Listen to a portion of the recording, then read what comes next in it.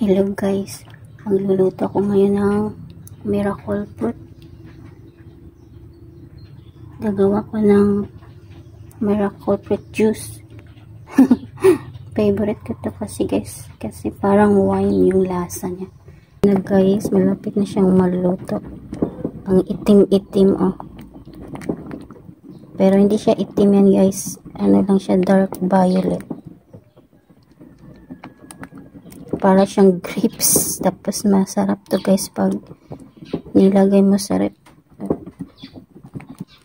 Yan guys, ganito lang kadali magluto ng miracle fruit. Parang yung lasa niya parang wine, pero masarap naman siya. May konting pakla lang, pero pasanay-sanay lang siguro. At napaka-healthy pa nito guys. At ayan na guys, luto na ang aking miracle fruit juice.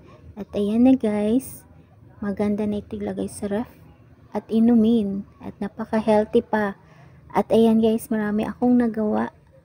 Yummy! Thank you for watching. Bye bye. See you next time.